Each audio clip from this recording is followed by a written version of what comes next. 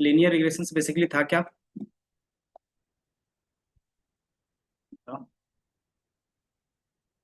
Linear regression क्या था? इसलिए कि जब हम लोग एमएल स्टार्ट किया था, कि हमने एमएल स्टार्ट किया, तो एमएल में दो पार्ट में था, सुपरवाइज और अनसुपरवाइज। ठीक है। सुपरवाइज में हमारे पास क्या था?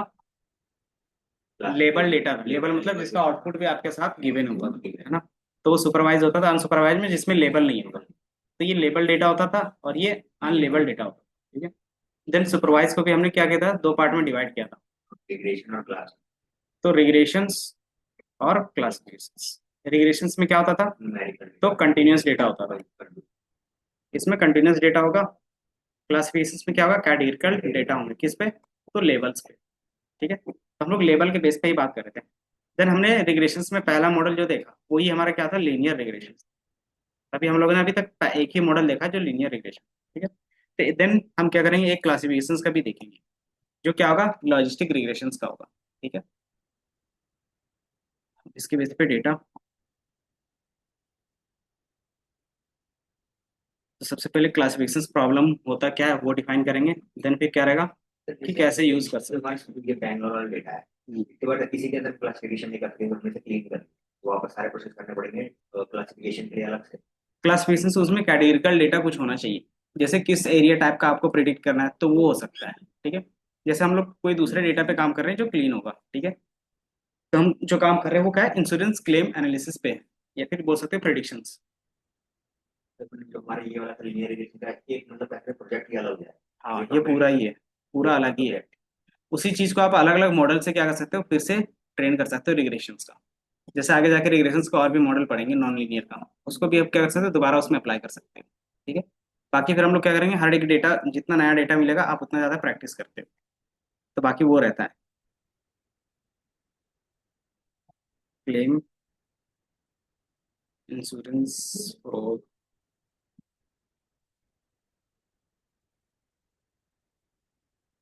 फ्रॉड कि मेरे पास बिजनेस सिनेरियो क्या है, कि मान लो आपने क्या किया है, इंश्योरेंस करवा लिया अपना बाइक का। ठीक है। और खुद चोरी करवा लिए, और फिर क्या करते हो, क्लेम मांगते हो, है ना। तो इंश्योरेंस वाले क्या करेंगे, दे देंगे। चेक करेंगे। हाँ। तो वो मैनुअली चेक करेंगे तो क्या होगा, उसको टाइम लगेगा, है ना। तो वो एक रहता है कि वो चीज़ें क्या होगी कि आप डेटा देते हो उनको। डेटा मतलब कुछ ना कुछ पेपर दोगे, जैसे कि आपका चोरी कहाँ पे हुआ था, कब हुआ था, देन कितने बजे हुआ था, और मतलब और भी जितनी भी चीज़ें होते हैं वो सारा चीज़ आप क्या कहते हो, कंप्लेन किया है कि नहीं किया है। अगर एक्सीडेंट हुआ तो कहाँ पे एक्सीडेंट हुआ है, कैसे एक्सीडेंट हुआ है, क्योंकि एक्सीडेंट भी होता है तो भी क्या था, आप क्लेम मांग सकते हो ना। तो वो सारा चीज़ रहता है, उसके बेस पे पता चलता है कि आपको वो क्लेम मिलेगा या नहीं मिलेगा, है ना। अगर वो 10 दिन डिले कर देता है, अगर मान लो कि आपका क्या था, जेन्युइन ही था, जो आपका एक्सीडेंट हुआ था जेन्युइन था, आप उसी टाइम में क्या कर रहे थे, क्लेम मांग रहे थे क्योंकि जरूरत थी। अगर आपको उस समय नहीं मिला तो क्या होगा, मनी प्रॉब्लम। तो वो चीज़ क्या होगा, फिर दोबारा अगर आप ठीक हो गए उसके बाद क्या करोगे, कोई दूसरे इंश्योरेंस कंपनी के पास जाओगे। क्यों? तो इससे क्या हुआ इसका, कि उसका एक क्या चला गया, क्लाइंट चला गया जो रेगुलर क्लाइंट था, है ना। तो ये चीज़ को हम लोग कैसे कम कर सकते हैं, कि टाइम आपको कम करना है, क्योंकि जितना ज़्यादा आपका क्लेम आएंगे उतना ज़्यादा क्या होगा, आपको एम्प्लॉय रखने पड़ेंगे। और जितना ज़्यादा एम्प्लॉय रखोगे तो ऑटोमेटिकली क्या होगा, फिर प्रॉफिट तो ऐसे ही लो हो जाएंगे। तो उस चीज़ को हम क्या कहते हैं कि जो हमारे पास पुराना डेटा है, उसी डेटा के बेस पे एक प्रिडिक्शन सिस्टम बनाएंगे। ठीक है। कि जैसे आप अपना क्या करोगे, पूरा फाइल इनपुट दोगे, उसके बेस पे ये बता देगा कि जो आपने डेटा डाला है उसके बेसिस पे आप फ्रॉड हो या फिर फ्रॉड नहीं है, जेन्युइन हो। ठीक है। अगर उसको विद इन अ सेकेंड पता चल जाएगा कि ये फ्रॉड है, ये जेन्युइन है ना। अगर वो जेन्युइन है तो पैसा क्या होगा, तुरंत रिलीज हो जाएगा विद इन आवर, या फिर 2-4 घंटे में, 24 घंटे में जो भी रहता है वो क्या होगा, रिलीज हो जाएगा। अगर आप फ्रॉड हो तो ऑटोमेटिकली क्या बता देगा, ये फ्रॉड है। तो आप क्या करते हो, तो सिंपली आप क्या करोगे, सामने वाले को कॉल करोगे कि ये चीज़ क्या है, कि फ्रॉड बता रहा है, बट क्या है कि ये सारा चीज़ जेन्युइन है, आप क्रॉस चेक करो। तो वहाँ पे वो क्रॉस चेक कर सकता है। बट क्या होगा कि जिसको मिल गया तो फिर क्या होगा, कि आप बोलोगे कि नहीं, नेक्स्ट टाइम में इसका जो सर्विस है वो फास्ट है ना। जैसे आप कोई भी हेल्थ इंश्योरेंस लेते हो, जैसे बजाज फाइनेंस का भी आता है, जैसे हम लोग करते हैं ना, तो उसमें क्या रहता है कि अगर आपका सारा चीज़ जेन्युइन है ऑटोमेटिकली क्या होगा, पैसा रिलीज हो जाएगा। ठीक। तो वो चीज़ क्या रहता है कि आप ऑटोमेशन पे कब डाल सकते हो, क्योंकि ह्यूमन रहेगा तो क्या होगा, टाइम टेकन रहेगा ही रहेगा। तो उस चीज़ को हम क्या करते हैं, मॉडल के बेस पे करते हैं। तो इसमें आपको सिर्फ प्रिडिक्ट करना है कि ये फ्रॉड है या नहीं। अगर फ्रॉड होगा तो उसको क्या होगा, पैसा रिलीज नहीं होगा। अगर ये फ्रॉड नहीं है तो ऑटोमेटिकली क्या होगा, पैसा रिलीज होगा, ताकि ये जो हमारा कस्टमर है, जो कस्टमर वैलिडिटी है वो बना रहे, है ना। अगर वो बोलता है कि फ्रॉड है तो क्या कस्टमर दोबारा कॉल करेगा ही करेगा, है ना। तो जैसे ही दोबारा कॉल करता है फिर हम क्रॉस वेरीफाई करेंगे। तो ये रहता है। तो ये चीज हम क्या कर सकते हैं, क्लासिफिकेशन प्रॉब्लम के बेस पे एक स्टेप डिफाइन कर सकते हैं, जिससे क्या होगा कि कस्टमर सेटिस्फेक्शन भी बढ़ेगा और आप पे भी क्या होगा, लोड कम होगा, है ना। तो इसके लिए हम क्या कर रहे हैं, एक मॉडल बना रहे हैं क्लासिफिकेशन में। क्योंकि ये क्लासिफिकेशन प्रॉब्लम क्यों, क्योंकि इसमें आपको पता करना है कि ये फ्रॉड है या नहीं है। किसके बेस पे, तो डेटा के बेस पे। तो हमें डेटा कहाँ से मिलेगा, तो मैंने उठाया केगल से, ठीक है। तो सारा चीज आपको केगल का लिंक भी मिल जाएगा। देन अगर आप यहाँ पे देखोगे तो बेसिक वही कि आपको लाइब्रेरी इंपोर्ट करनी पड़ेगी। देन कैटेगरी पर अगर मैक्रो क्लिक कर रही है। क्योंकि अगर विजुअलाइजेशन करना है तो इसका यूज कर सकते हैं, अदरवाइज स्किप कर सकते हैं, ठीक है। देन हमने डेटा लोड किया। डेटा में किस टाइप का डेटा है वो भी मैं आपको दिखा देता हूँ, एक बार लोड होने दो। File not found.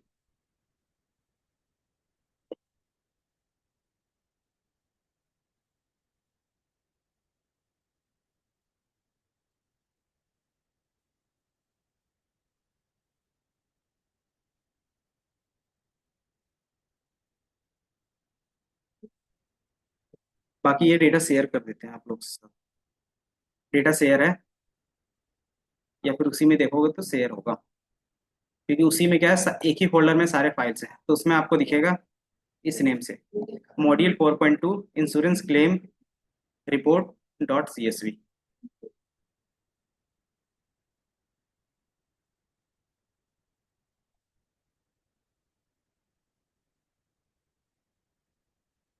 देखते हैं मतलब। पढ़ना भी था। ये रहा। बाकी एक बार डेटा लोड कर लेते हैं, उसके बाद आगे बढ़ते हैं।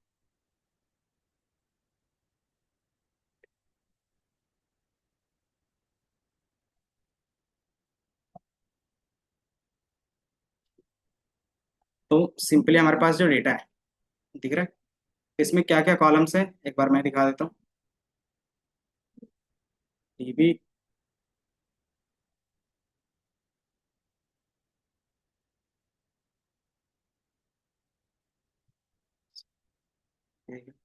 कि आपके पास मंथ एज ए कस्टमर है, कि वो कितने महीने से आपका कस्टमर है, मतलब कितने ईयर्स हो गए।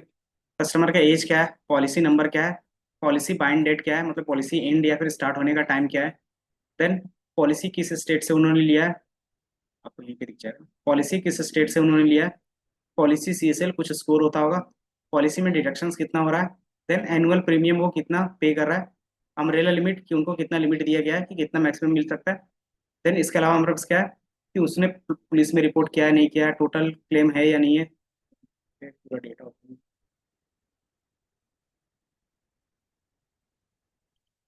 आपका डेटा यहीं पे बना, ठीक है।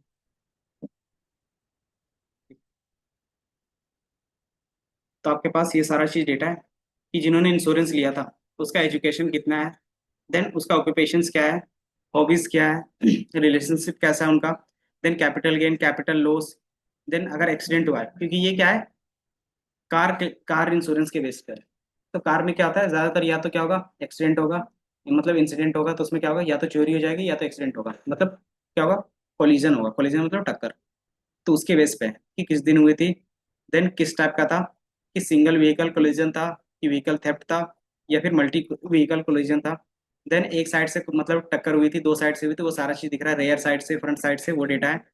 देन सेवेरिटी कैसा है, ऑथोरिटी कौन सा होगा। देन इंसिडेंट, मतलब स्टेट कौन से स्टेट में उनका एक्सीडेंट हुआ है। देन सिटी कौन से सिटी में हुआ है। देन कौन से लोकेशंस पे हुआ है, एग्जैक्ट लोकेशंस मतलब होता है ना, वो है। देन कि कौन से टाइम में हुआ है, कि सुबह के 9 बजे हुआ है, कि इवनिंग में हुआ है, कि नाइट में हुआ है, तो आपको यहाँ पे टाइम दिखेगा। एंड देन उस व्हीकल में जो एक्सीडेंट हुआ उसमें कितने, क्या व्हीकल्स क्या है इंक्लूड है, एक है, दो है, तीन है। क्योंकि टक्कर होती है तो क्या होगा, या तो एक से होगा, या तो आपने ही क्या क्या होगा, कहीं पेड़ पे या फिर घर पे ठोक दिया होगा, या तो फिर क्या करते हो कि दो गाड़ियों के बीच में क्या होगा, टक्कर हो सकता है। तो वह कितने व्हीकल्स हैं। देन इसमें क्या है कि आपको दिखेगा प्रॉपर्टी डैमेज, कि जब वो एक्सीडेंट हुआ था तो उसके बेस पे कहीं प्रॉपर्टी में कोई डैमेज तो नहीं हुआ है, वो चीज़ है। देन उसके बेस पे कहीं पे बॉडी इंजरीज तो नहीं है किसी की। देन विटनेस, कि एक्सीडेंट होते हुए कितने लोगों ने देखा है। ठीक है। तो यहाँ पे विटनेस के बेस पे पुलिस रिपोर्ट, कि आपने जब एक्सीडेंट हुआ उसके बाद पुलिस रिपोर्ट किया है या नहीं किया है। देन टोटल क्लेम, आपने कितने अमाउंट का क्लेम किया है। ठीक है।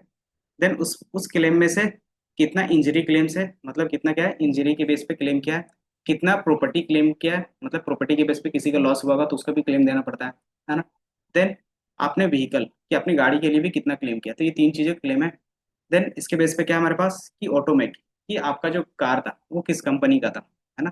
तो वो चीज आप देखोगे। देन किस मॉडल का था और किस ईयर का था, तीन चीजें। अब उसके बेस पे लास्ट में हमारे पास क्या है कि वो फ्रॉड रिपोर्ट हुआ है या नहीं हुआ है। क्योंकि ये हमारे पास क्या है हिस्टोरिकल डेटा, मतलब पास डेटा है, जिसके बेस पे क्या करें हम लोगों ने कलेक्ट करके रखा है। इसी के बेस पे क्या बनेगा, मॉडल बनेगा। ठीक है। तो ये डेटा समझ में आया कि इस डेटा में क्या है कि ये सारा चीज हिस्टोरिकल डेटा है, और इसके बेस पे ये क्या है कि रियल वर्ल्ड से डेटा कलेक्ट किया हुआ है, कि एक्चुअली में ये क्या है कि फ्रॉड है और एक्चुअली में ये फ्रॉड नहीं है। अब इसमें आपको क्या करना है कि एक मॉडल के बेस पे इसके पैटर्न को एक्सट्रैक्ट करना है, और अगर किसी का भी अगर सिमिलर पैटर्न दिखता है तो उसको फ्रॉड बोल देंगे, अगर नहीं दिखता है उसको नॉट फ्रॉड बोलेंगे। ठीक है। अब इसके लिए हम लोग क्या करेंगे, क्लासिफिकेशन यूज कर रहे हैं। जो क्लासिफिकेशन में सबसे पहला मॉडल होता है वो हमारा होता है लॉजिस्टिक रिग्रेशन। ठीक है। अब लॉजिस्टिक रिग्रेशन काम कैसे करेगा वो हम लोग देखेंगे कि होता क्या है, कैसे काम करता है और क्यों यूज कर रहे हैं। बाकी एक बार मैं कोड दिखा देता हूँ, बाकी चीजें क्या होगी एक्सप्लेनेशन बेस पे होगा। क्लास टेन का कौन, कोई नहीं। बाकी सेम चीजें रहेगी, नल वैल्यूज चेक करोगे A to Z। आपको जो यहाँ पे चेंज होगा, बाकी ये सारा चीज दोबारा दिखा लेंगे। कोड,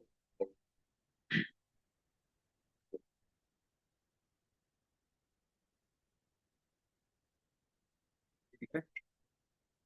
यहाँ पे जो हमारा चेंजेस होंगे वो सिंपली किसका होगा, पिछले बार जो हमने यूज किया था यहाँ पे लीनियर रिग्रेशन था, अब और कौन सा यूज होगा, लॉजिस्टिक रिग्रेशंस। और A to Z जितना भी स्टेप है वो सारा चीज सेम होगा, सिर्फ एक लाइन का कोड ये चेंज होता है। ठीक है। एंड देन वो सारा चीज हम लोग देखें। अब इस लॉजिस्टिक रिग्रेशंस में होता क्या है वो हम लोग डिस्कस करेंगे। जैसे लीनियर का हमने डिस्कस किया था y = mx + c, y क्या होता है, m क्या होता है, c क्या होता है, वो डिस्कस किया था। उसी तरीके से इसमें भी क्या होगा, इसके भी कुछ फंक्शंस होंगे, कुछ फॉर्मूला होगा, उसको हम लोग डिस्कस करेंगे। ठीक है। 5 मिनट हो जाएंगे। ठीक है।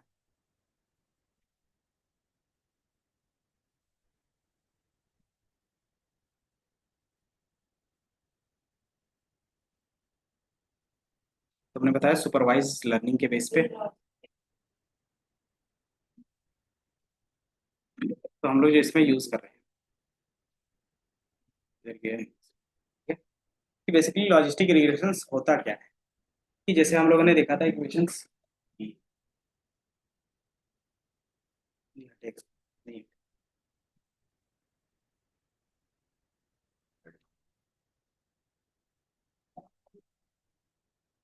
लीनियर रिग्रेशंस का फॉर्मूला याद है,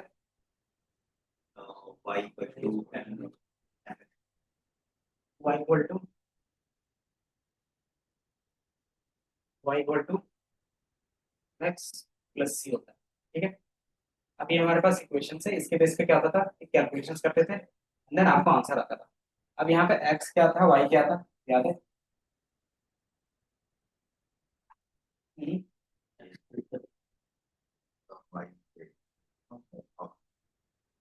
तो जब भी आप टेबुलर फॉर्मेट में देखोगे तो कुछ इस तरीके से ये आपके क्या रहेंगे, फीचर्स रहेंगे, और ये आपका क्या रहेगा, y रहेगा। कि आप इस x के रिस्पेक्ट में y क्या होगा वो फाइंड कर लेंगे। लेकिन ये हमें क्या देगा, रिलेशन पे एक नंबर देगा। अब ये बता इस नंबर जो y भी वैल्यू आएगा उसका मिनिमम और मैक्सिमम कितना जा सकता है, मतलब रेंज क्या हो सकता है।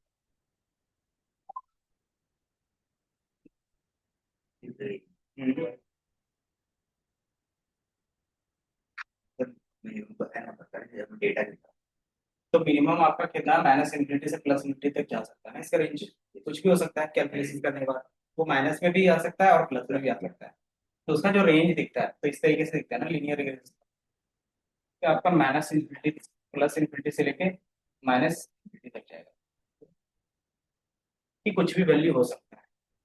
तो ये हमारा क्या था, लीनियर रिलेशंस के बेस पे। अब इसी चीज को हम क्या करते हैं ना, कि कोई भी ऐसा हमारे पास डेटा पॉइंट है, मतलब कोई भी हमारे पास ऐसा इक्वेशन है तो इसकी वैल्यू को रेंज 0 से 1 के बीच में करते। पिछले क्लास में देखा था स्केलिंग के बेस में। स्केलिंग देखा था या नहीं देखा वन जीरो का क्या था? था? स्केलिंग में हमारे पास था मीन मैक्स स्केलर और स्टैंडर्ड स्केलर। स्केलर, ठीक है। मीन मैक्स स्केलर क्या था, करवाया था नहीं करवाया था? यार ये कैसे कुछ करवाया था? सिंपल सा है कि अगर आपको क्या करना है ना, कि मान लो आपके पास एक कॉलम है 3, 5, 8, 10, 12, ठीक है। अब इसकी वैल्यू क्या करना है आपको, 0 से 1 के बीच में चेंज। कैसे करोगे? यार देखो यार। तो मान लो हमारा क्या होगा, जो मिनिमम वैल्यू होगा वो 0 तक दिखना चाहिए और जो मैक्सिमम होगा वो 1 होना चाहिए। तभी क्या होगा, उसके बीच का वैल्यू हमेशा 0 से 1 के बीच में रहेगा, है ना। तो ये चीज आप कैसे चेंज कर लोगे, तो इसके लिए क्या फॉर्मूला बताया था। फॉर्मूला बेसिकली क्या था कि जनरलाइज करते हैं इसको। कैसे जनरलाइज करते थे कि ये वैल्यू हमारा 0 हो जाना चाहिए। तो ये कैसे 0 होगा, कि जो हमारा डेटा पॉइंट है, ये मान लेते हैं डेटा पॉइंट हमारा x है, जो कि हमने 3, उसमें से जो मिनिमम डेटा पॉइंट होगा उसको माइनस करो, ठीक है। अंदर इसको मैक्सिमम भी रखना होगा, है ना? तो वो चीज हम कैसे करेंगे, तो सिंपली हम क्या कर रहे थे कि जो मिनिमम है, सॉरी जो मैक्सिमम है, उसमें से मिनिमम को माइनस करें। तो ये क्या है, एक जनरलाइज वर्जन बन जाता है। इसमें क्या होगा कि 0 डिवाइडेड बाय 9 कितना आएगा, 0 आएगा। तो ये 0 आ गया। इस तरीके से 5 का कितना आएगा, बताओ क्या करोगे। 5 - 3 डिवाइडेड बाय 12 कितना आएगा, 2 डिवाइडेड बाय 9 कितना आएगा, 0 आएगा, 2 आएगा ना। क्योंकि ये 20 के बेस पे जाएगा, तो 9 2 ज़ा 18, एंड देन फिर 2 बचेगा तो 0.22 आएगा। तो जो 5 है ये 0.22 आ रहा है। इसी तरीके से इसका भी निकालोगे तो कितना बचेगा, 8 - 3 डिवाइडेड बाय 12 - 3 तो कितना आएगा, 5 डिवाइडेड बाय 9 तो कितना आएगा, जीरो बताओ। पॉइंट फाइव 0.5, ये 0.5 आएगा। इसी तरीके से 12 कितना आएगा, 10 का भी निकालोगे, 12 का कितना आएगा, कैसे, इसे बताओ। 12 - 3 और 12 - 3 9 9। 9 और 9 कितना आया, 1 आया।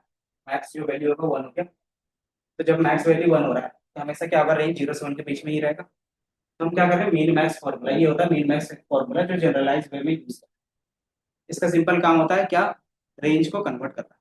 तो आपके पास जो पहले प्लस इंफिनिटी तक से माइनस इंफिनिटी में जा रहा था, अब उसकी वैल्यू कहाँ से कहाँ के बीच में जाएगा, 0 से लेके 1 के बीच में जाएगा, ठीक है। तो ये चीज हम लोगों ने क्या किया, डिफाइन कर दिया कि मान लो 0 से 1 के बीच में जा रहा है। और चूंकि हम लोग क्लासिफिकेशन प्रॉब्लम सॉल्व कर रहे हैं, तो जो लॉजिस्टिक रिग्रेशन है ना, वो लीनियर रिग्रेशन को भी ट्रांसफॉर्म किया है। तो वो कैसे किया वही हम लोग देख रहे हैं। क्यों, क्योंकि हम लोगों ने क्या है कि इसको दो क्लास में डिवाइड करना है।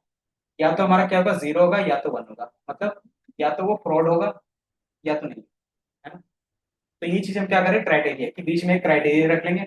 अगर इस क्राइटेरिया से कम आएगा तो उसको नॉट फ्रॉड बोलेंगे, अगर क्राइटेरिया से ज्यादा आया तो उसको फ्रॉड बोलेंगे, ठीक है।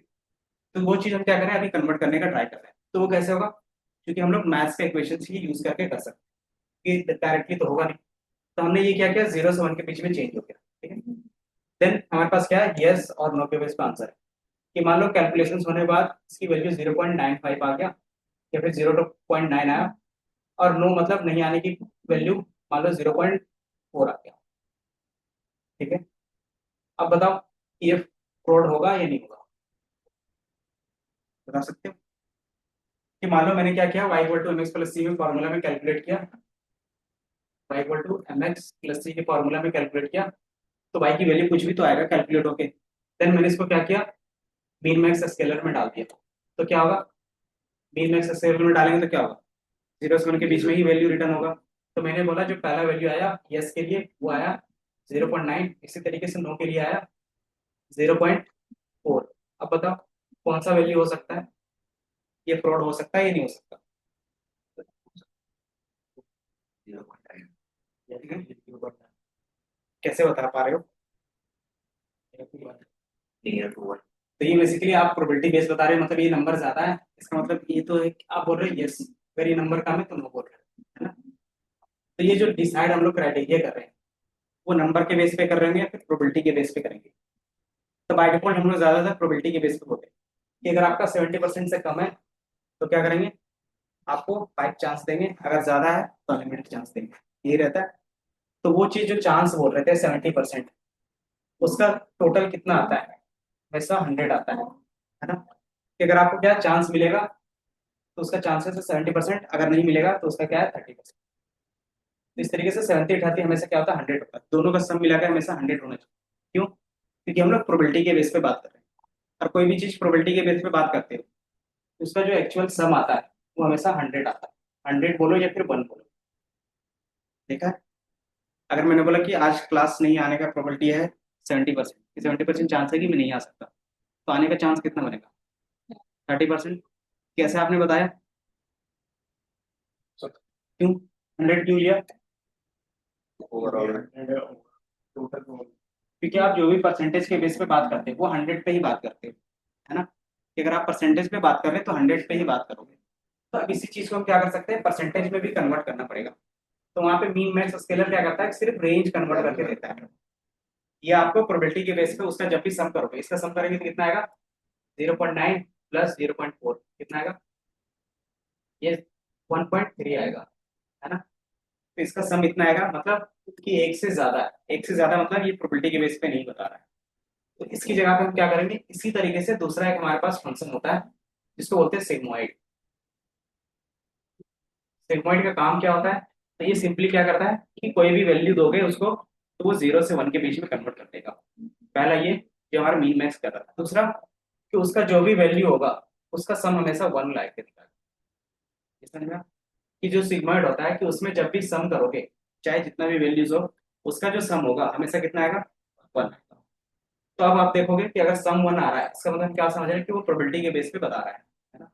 तो वही चीज हम क्या करते हैं, लीनियर रिग्रेशंस के ऊपर सिग्मोइड फंक्शंस यूज कर देते हैं, और वही हमारा क्या बन जाएगा, लॉजिस्टिक रिग्रेशन। ठीक है, तो इसको मैं क्लियर करता हूँ। देन लीनियर रिग्रेशन का फॉर्मूला क्या था, y equal to X plus T. अब इसी के ऊपर क्या करोगे, सिग्मोइड लगा,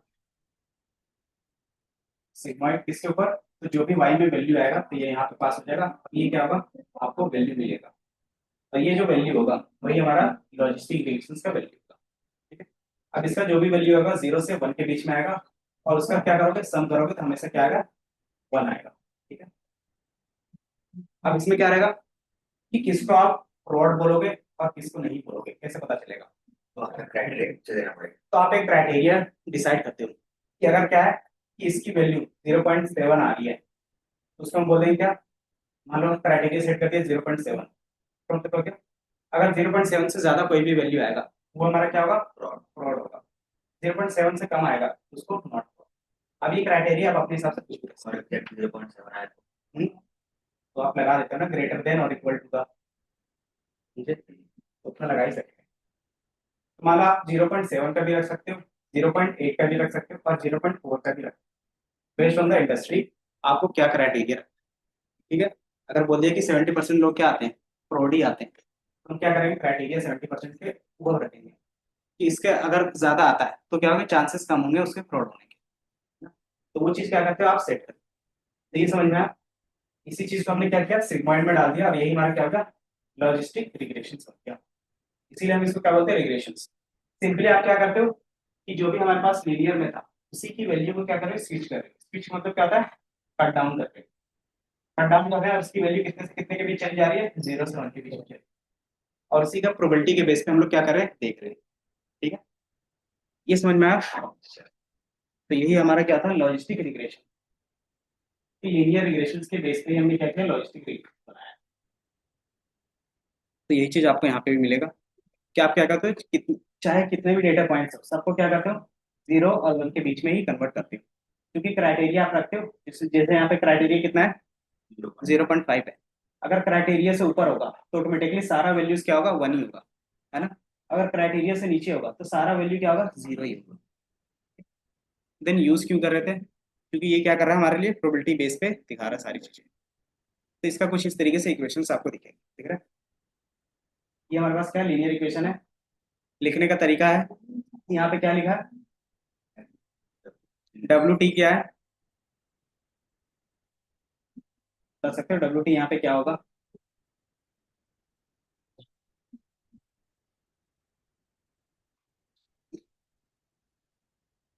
जो स्लोप था हमारे पास, तो कितना वैल्यू होगा। आपने मैट्रिक्स मल्टीप्लीकेशंस पढ़ा है, किस तरीके से करते हैं मैट्रिक्स मल्टीप्लीकेशंस, क्या होता है फॉर्मूला। कि मान लो आपके पास क्या है, डेटा है कुछ इस तरीके से,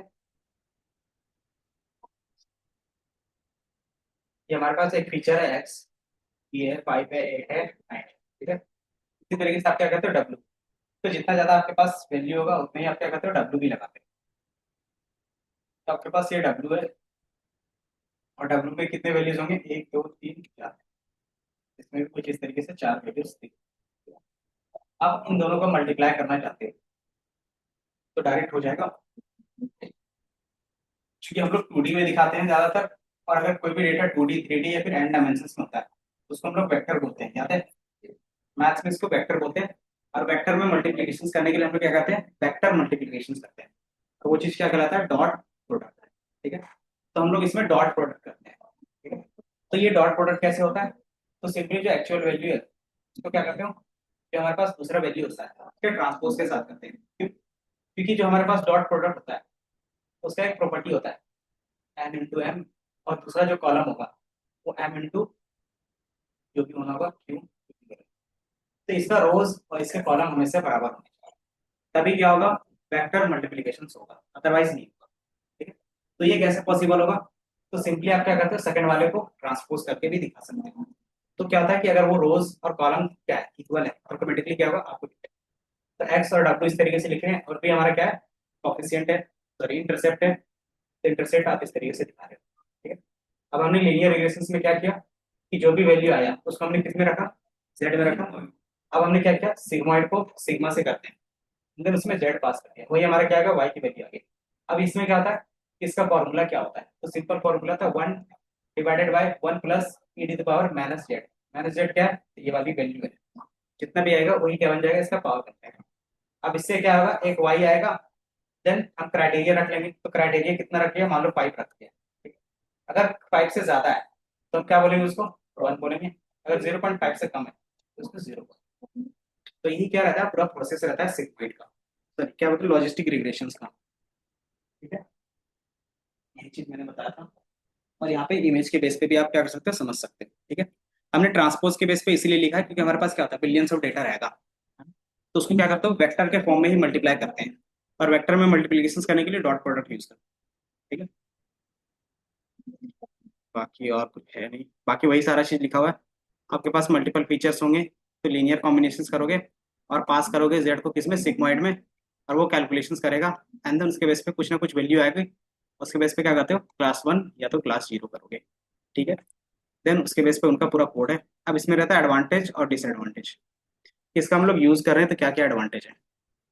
पहला, इजी टू इम्प्लीमेंट है और इंटरप्रेट है। इंटरप्रेट मतलब किसी को समझाना इजी हो जाता है ना। दूसरा, जो भी आउटकम आ रहा है वो प्रोबेबिलिटी बेस आ रहा है ना। तीसरा हमारे पास क्या है कि आप इस पे में ज्यादातर कंप्यूटेशंस नहीं लगता, क्योंकि जितने भी नंबर्स होते हैं 0 से 1 के बीच में कन्वर्ट कर देते हैं। तो ये सारा चीज हमने देखा। लेकिन डिसएडवांटेज क्या रहेगा,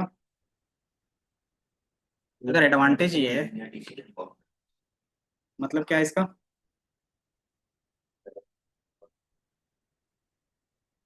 लिमिटेशन। हाँ तो ही है। लीनियर डिसीजन बाउंड्रीज का मतलब क्या हो गया, लीनियर का मतलब क्या था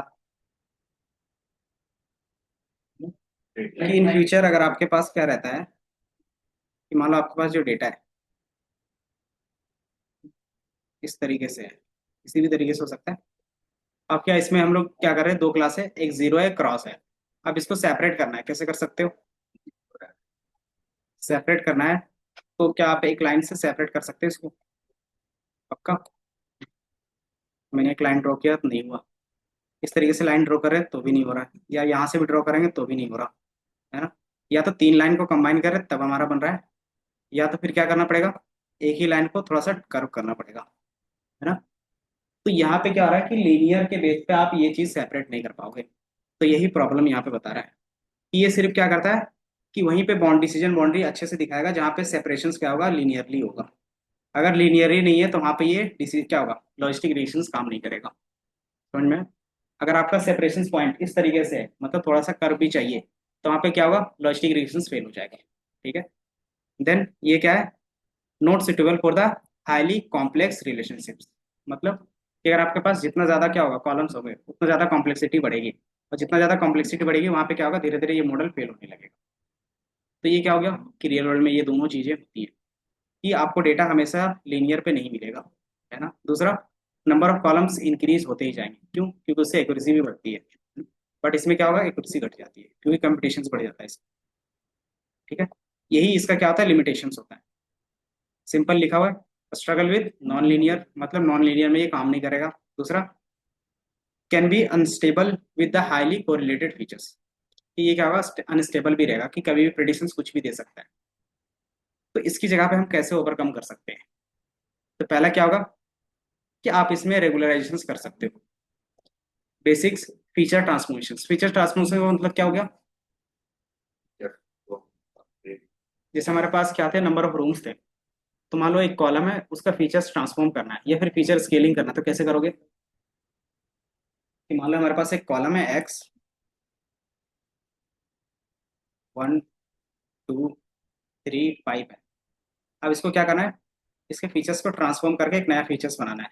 तो कैसे बनाओगे, ट्रांसफॉर्मेशन का मतलब क्या होता है, चेंज करना। और हम अपने हिसाब से किसी भी तरीके से चेंज कर सकते हैं। ठीक है। तो हमने बोला कि ठीक है मैं चेंज करना चाह रहा हूँ, लेकिन क्या करूंगा, सबका स्क्वायर कर दूंगा। तो नया कॉलम बनेगा, उसमें किस तरीके का वैल्यू दिखेगा, 1 4 9 और 25। ठीक है। तो यही चीज यहाँ पे भी हो रहा है। फीचर ट्रांसफॉर्मेशन का मतलब होता है कि आप किसी भी तरीके से ट्रांसफॉर्म कर दो। अब ये ट्रांसफॉर्मेशन करने से क्या बेनिफिट होता है, इससे ये बेनिफिट होता है कि चांसेस रहते हैं कि आपका जो भी डेटा होगा वो नॉर्मली डिस्ट्रीब्यूटेड बन जाएगा। चांसेस रहेंगे, 100% श्योर नहीं रहता। तो ये चीज़ कैसे बता सकते हैं कि ये बन ही जाएगा, तो वहाँ पे विजुअलाइजेशन काम आता है कि आप क्या करते हो, हिस्टोग्राम प्लॉट करके देख लेते हो कि आपने क्या किया, पॉलिनोमियल में देखा, लॉग करके देखा, देन स्क्वायर करके देखा, स्क्वायर रूट करके देखा। अब इसमें किस में बेस्ट आ रहा है, तो वो चीज़ हम लोग देखते हैं। अब ये कैसे पता चलता है कि ये चीज़ 100% यहाँ पे होगा, अगर बिना ग्राफ के भी देखना चाहे तो उसके लिए होता है स्क्यूनेस। स्क्यूनेस क्या होता है,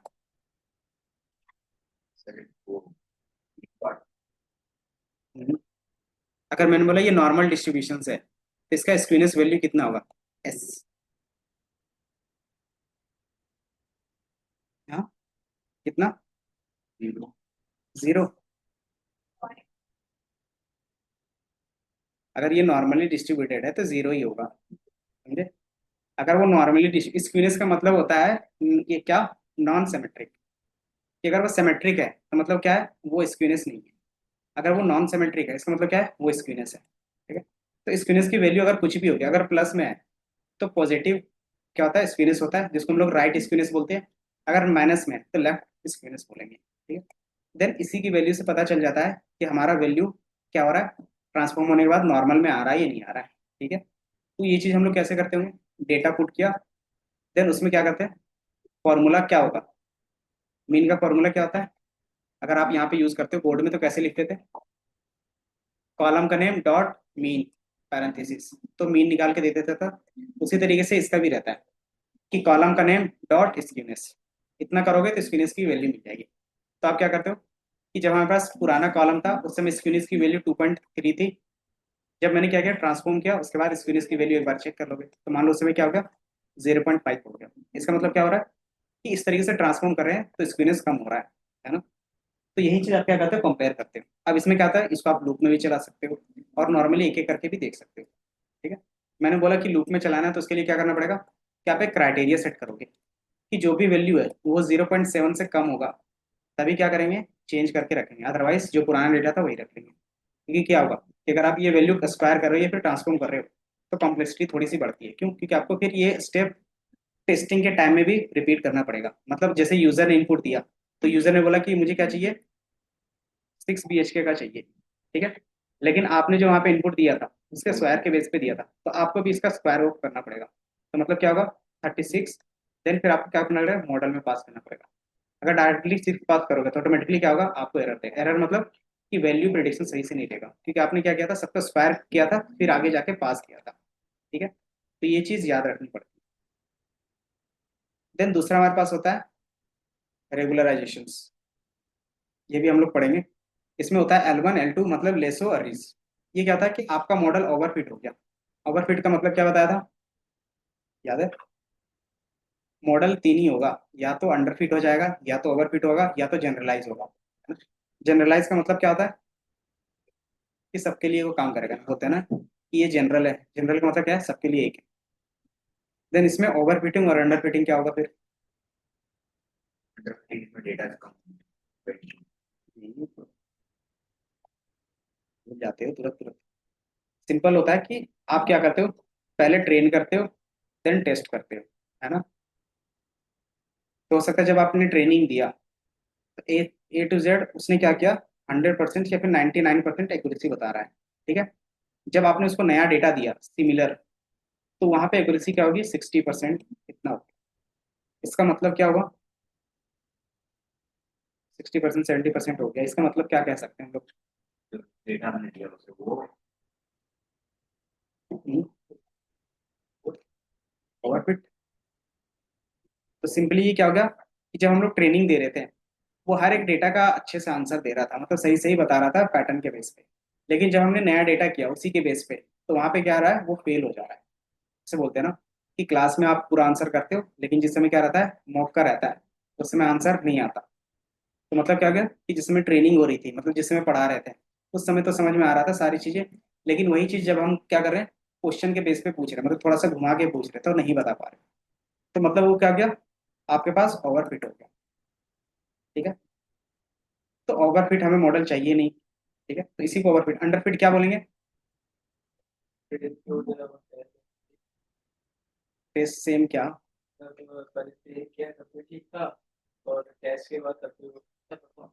नहीं, तो वो अंडरफिटिंग नहीं हुआ ना, अंडरफिटिंग बता रहे इसमें सर क्या हम जब ट्रेन कर रहे टाइम हमारे पास जो वैल्यूज आ रही है वो उसका अपोजिट वैल्यूज आ रही है हमारे हैं। अंडरफिटिंग का सिंपल मीनिंग होता है कि जब हम उसको ट्रेनिंग दे रहे थे, उस समय भी वो आंसर नहीं दे पा रहा था, मतलब पढ़ा रहे थे उस समय भी आंसर नहीं दे रहा है, और जब टेस्ट लिया तो फिर उम्मीद ही नहीं है, तो वहां पे भी वो आंसर उसी के बेस पे करेगा। मतलब 50-60%। और यहाँ पे भी क्या होगा, 50-60% होगा। समझ में आया? तो वो अंडर फिट हो गया, कि मतलब ट्रेनिंग भी नहीं सही से नहीं चल रहा है ना, क्या हो गया। तो यही रहता है। किसको देख रहे हैं? क्यों दीपांशु, क्या किया तुमने?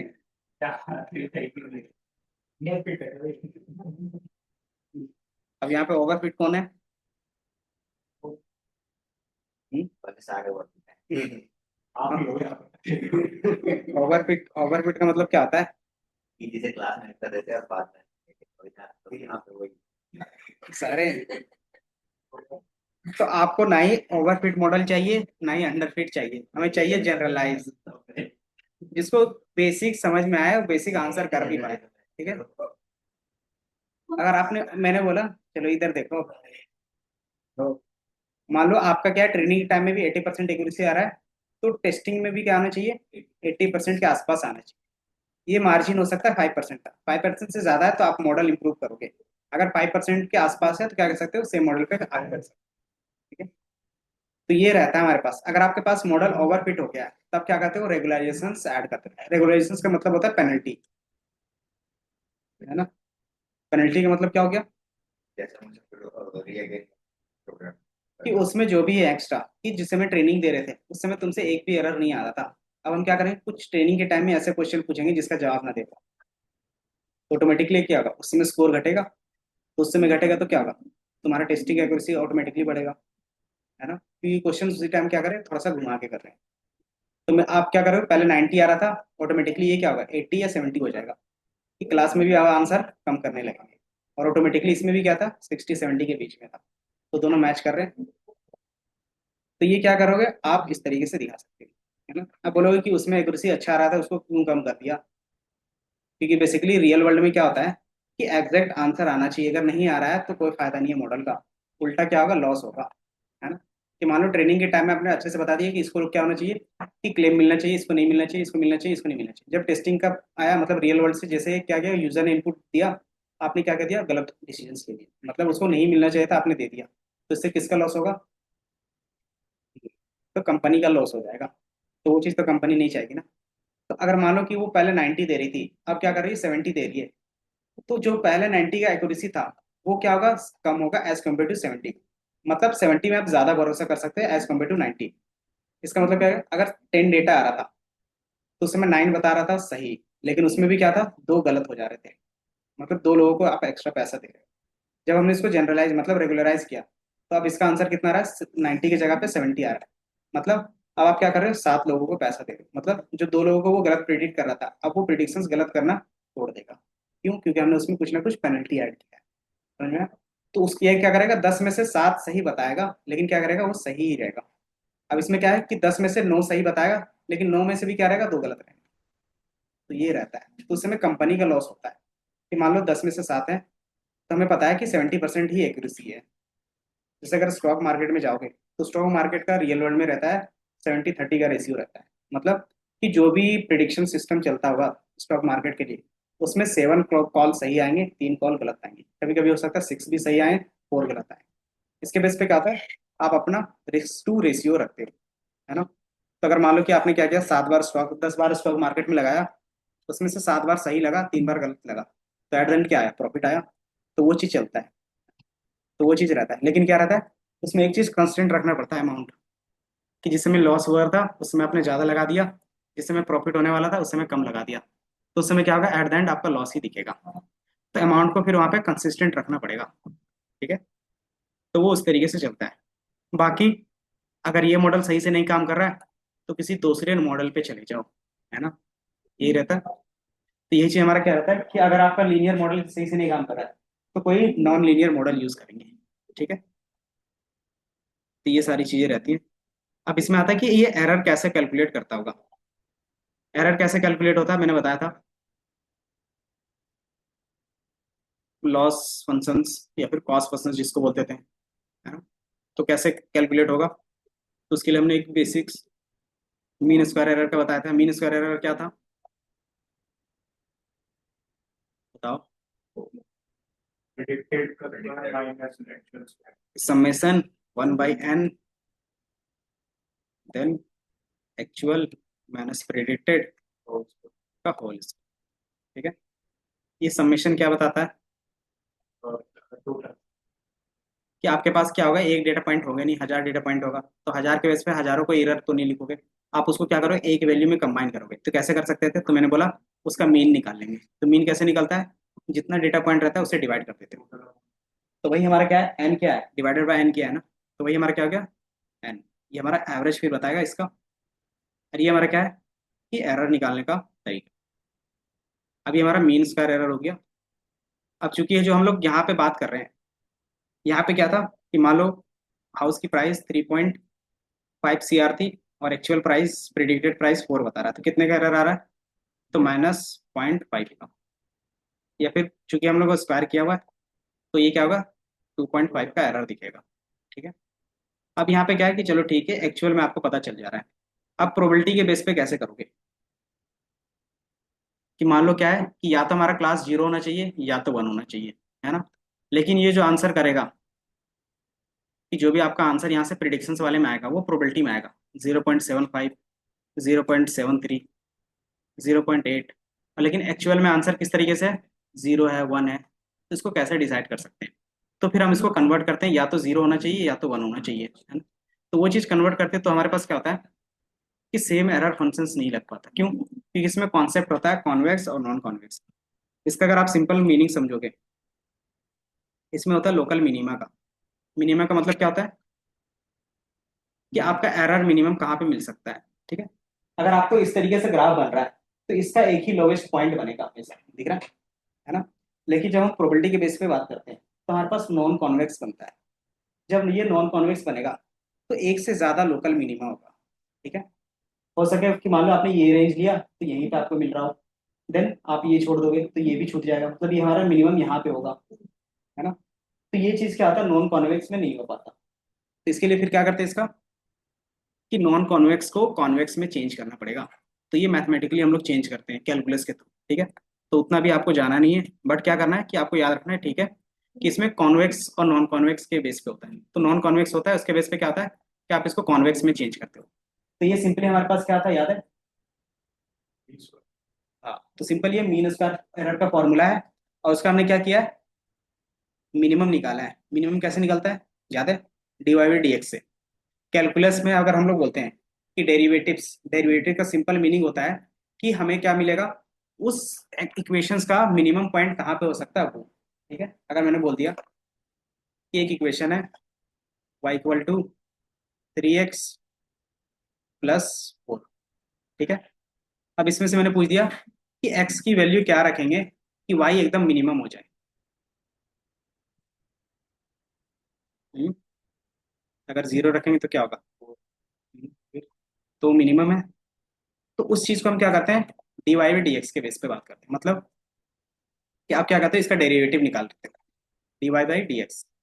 इसका फॉर्मूला सिंपल होता है कि एक्स टू पावर अगर एन है तो ये बन जाएगा N minus one into, sorry, N X N minus one, ये बन जाता है, ठीक है। तो ये एक सिंपल जनरलाइज फॉर्मूला आता है D Y by D X का, यही चीज आप क्या करते हैं, यूज कर सकते हो। तो जब हमारे पास वैल्यू आएगा D Y by D X करेंगे तो ये क्या आएगा, तो 3 और प्लस जीरो। जीरो क्यों आएगा इसके बदले, क्योंकि इसमें एक्स का पावर कितना है, जीरो है ना, तभी तो 4 है वो। किसी का भी पावर जीरो होता है तो वो क्या आता है, 1 होता है ना। तो 4:1 करेंगे तो 4 ही आएगा। तो ये चीज हम लोग दिखाते हैं। तो अगर एक्स की पावर जीरो है तो इससे क्या होगा, जीरो से मल्टीप्लाई होगा इस इक्वेशन के बेस पे। तो जीरो से मल्टीप्लाई होगा तो क्या, ये क्या होगा, पूरा जीरो हो जाएगा। तो इसलिए हम इसकी जगह पे क्या करें, जीरो लिख रहे हैं। तो वाई का वैल्यू हमारा क्या होगा, 3 आएगा। कि इस इक्वेशन के बेस पे वाई हमारा क्या हो सकता है, मिनिमम 3 आ सकता है, इससे कम नहीं जाएगा। तो ये हमारे पास फॉर्मूला के बेस पे रहता है। तो ये हम क्या करते हैं, इस तरीके से निकाल रहे हैं D Y by D X पे। तो यही चीज यहाँ पे भी है, ठीक है। जे थीटा का मतलब होता है कि आप क्या करें, D Y by D X निकाल रहे हो थीटा का, और थीटा क्या है हमारे पास, इसमें थीटा क्या होता है, नहीं, जो चीज हम लोग लिखा रहते हैं ना, एम, तो एम को ये लिखता है थीटा। क्योंकि अगर आप क्या करें, डी वाई डी एक्स के बेस पे बात करते हो तो वो थीटा के बेस पे बात करते हैं। तो अगर मैं आपको दिखा दूं, दो तीन इक्वेशन लिखने का तरीका था, equal to y equal to m x plus c. एक ये हो गया जो आप देख रहे हो पढ़े हो। दूसरा होता है Y equal to theta one X plus theta zero. ये दूसरा होता है जब आप स्टेट्स पूरा डिटेल से पढ़ते हो ना, तो उसमें इस तरीके से लिखा जाता है। देन एक होता है M L, sorry, deep learning में जाओगे तो ये आएगा W1 एक्स प्लस W0, या फिर W0 नहीं आएगा तो यहाँ पे P आएगा, ठीक है। तो ये अलग अलग जगह पे अलग अलग तरीका होता है लिखने का लाइन इक्वेशन। क्यों, क्योंकि ये अलग अलग जगह पे एक्सपेरिमेंट होता है। तो वो जो एक्सपेरिमेंट करते हैं, जो रिसर्च वाले होते हैं, वो अपने हिसाब से लिख के चलते हैं। और जिसका रिसर्च पब्लिश होता है फिर आपको उसी के हिसाब से चलना पड़ता है, कि एनोटेशंस क्या करना पड़ेगा, उसी का यूज करना पड़ेगा। तो लाइन इक्वेशंस हम लोग बेसिक्स पढ़ते आ रहे हैं तो इसका यूज करते हैं। अगर आप हाइपोथेसिस टेस्टिंग में जाओगे तो थीटा के बेस पे बात करोगे। अगर आप डीप लर्निंग में जाओगे तो डब्ल्यू के बेस पे बात करोगे। और तीनों का मतलब क्या होगा, सेम होगा, ठीक है। ये समझ में आया। तो यही चीज हमारे पास क्या है यहाँ पे। तो ये लॉजिस्टिक का था। ये हमारा क्या होगा, थीटा ऑफ एक्स आई। इसका मतलब क्या हो गया कि जो आप फॉर्मूला लिखते थे, theta zero x plus theta one, तो यहाँ पे रहता है ये फॉर्मूला, ठीक है। अब इसी के बेस पे लॉजिस्टिक रिग्रेशंस का कॉस्ट फंक्शंस क्या होता है, तो ये हमारे पास रहेगा कि जो भी एक्स आई रहेगा इनटू जो उसका एक्चुअल वाई रहेगा उसका मल्टीप्लीकेशन। और उसका रिवर्स में क्या होगा, रिवर्स मतलब कि ये प्रोबेबिलिटी आने वाली की होगी और ये नहीं आने वाली की। तो नहीं वाले में क्या करते हैं कि जो भी वैल्यू होता है उसको माइनस करते हैं ना, और माइनस बोलते हैं ना, तो वही चीज आपको यहाँ पे दिखती है, ठीक है। तो ये क्या होगा कि आपके नॉन लीनियर से लीनियर में चेंज होगा। तो ये कुछ इस तरीके से दिखेगा, ये इस तरीके से इस तरीके में चेंज हो जाएगा। अब इस तरीके से में चेंज हो गया तो आप नॉर्मली कॉस फंक्शंस लगाओ, आपका आंसर दिखेगा कितना एरर आ रहा है, ठीक है। तो ये मैथमेटिकली होता है। बाकी चीजें अगर आपको पढ़ना है तो ये देख सकते हैं फॉर्मूला। ये क्या होता है, फॉर्मूला आता है। ये हो गया एक्चुअल वाई के लिए, और ये क्या हो गया कि नहीं आने की प्रोबेबिलिटी के बेस पे क्या हो। तो आने का और नहीं आने के बेस पे दोनों को एक साथ रखना। आप दोनों को अलग अलग करोगे तो भी क्या करेगा, सेम तरीके से दिखेगा। तो यहाँ पे आपको ये वैल्यू, बाकी ये कैलकुलेशन उसी तरीके से है कि अब यहाँ देखोगे हमारे पास क्या है, ये वैल्यू है, ये इसके अंदर पास होगा, जैसे इसके अंदर पास होगा आगे जाके कैलकुलेशन होगा कि यहाँ पे मेरा एरर मिनिमम कहाँ पे हो सकता है। तो डी बाई डी एक्स जैसे ही लगेगा तो क्या होगा कि उसी तरीके से फॉर्मूला में टूटेगा। कौन से फॉर्मूला में, N minus one, sorry N X N minus one, ठीक है। ये फॉर्मूला में ये तोड़ेंगे किसको, तो इस वाले को। तो इस वाले को तोड़ोगे तो क्या होगा कि जेड के रिस्पेक्ट में होगा। तो यहाँ पे D Y by D X बोलते थे, यहाँ पे क्या बोलना पड़ेगा, D Y by D Z. और उसके बेस पे जिस तरीके से भी टूटेगा तो वो हमें लिखना पड़ेगा। तो इसीलिए क्या होता है कि कैलकुलस में अलग अलग फॉर्मूला बनते हैं बेस्ड ऑन द अलग अलग तरीके से, कि अगर आप 10h के बेस पे तोड़ रहे हो तो उसका अलग तरीके से बनता है, साइन कॉस टेन इस तरीके से अलग अलग बनेगा, ठीक है। आपको उतना याद नहीं रखना है, सिंपली हम लोग नॉन कॉन्वेक्स से कॉन्वेक्स में बनाते हैं, इसलिए उसका क्या होगा, ये क्रॉस फंक्शन, इसको हम लोग बोलते हैं क्रॉस एंट्रोपी, ठीक है।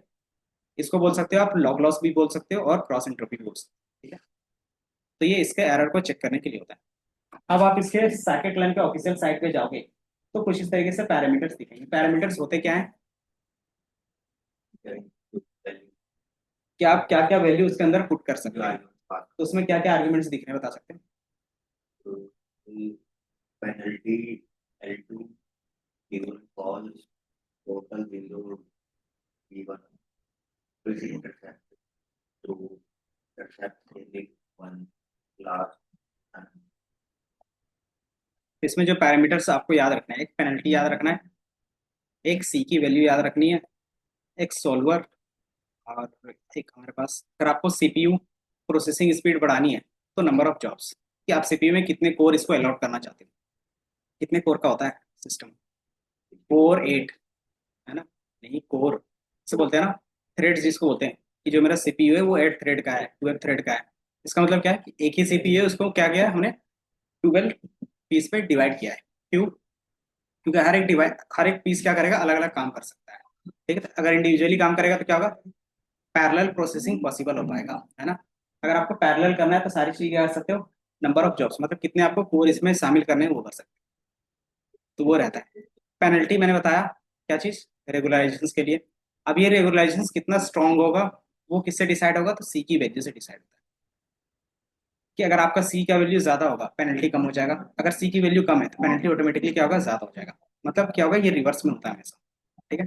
बाकी सॉल्वर क्या होता है कि ये इसमें सॉल्व करने के लिए इक्वेशंस, मान लो आपके पास क्या है, इस तरीके से पूरा डेटा रखा हुआ है। अब इस डेटा को इस डेटा के साथ मल्टीप्लाई करके पैटर्न देखना चाह रहे हो, मतलब कैलकुलेशंस करना चाह रहे हो। अब ये कैलकुलेशंस को क्या करना है, थोड़ा सा फास्ट करना है, कि मान लो इसको कैलकुलेट होने में आपका 1 सेकंड लग रहा है या फिर 1 मिनट लग रहा है, ठीक है। आपको क्या लग रहा है, 1 मिनट लग रहा है इस पूरे कैलकुलेशंस को करने में। आपने क्या किया कि कोई दूसरा तरीका देखा, अब उसमें क्या 30 सेकंड लग रहे हैं। आपने फिर कोई दूसरा तरीका निकाला, उसमें 20 सेकंड लग रहे हैं। तो आप क्या करते हो, ये चीज देखते हो। अब ये जो 1 मिनट से 30 सेकंड और 20 सेकंड लग रहा है, इसमें आपने कुछ ना कुछ तो चेंज किया होगा, है ना। अब क्या चेंजेस कर रहे हो, वही चीज क्या होता है, हमारा एल्गोरिदम होता है जिसको सॉल्वर बोलते हैं, ठीक है। तो इसमें क्या होता है कि अगर बाइनरी क्लासिफिकेशन कर रहे हो तो उसके लिए अलग सॉल्वर होता है, मल्टी क्लास क्लासिफिकेशन करोगे तो उसके लिए अलग होता है। इसमें 4 सॉल्वर होते हैं, बाकी मैं इसके ऑफिशियल साइट पे ही दिखा देता हूँ। इसका ऑपोजिट है लॉजिस्टिक रिग्रेशन साइकिट, ठीक है। बाकी जो पहला लिंक आएगा उसमें से क्लिक करोगे तो एज इट इज आपको दिखेगा जो मैंने स्क्रीनशॉट में दिखाया, ठीक है। आपको वही सारी चीजें मिलेंगी। अब उसके बारे में क्या होगा, पूरा डिटेल होगा यहाँ, दिख रहा है, L1 L2 इलास्टिक नेट।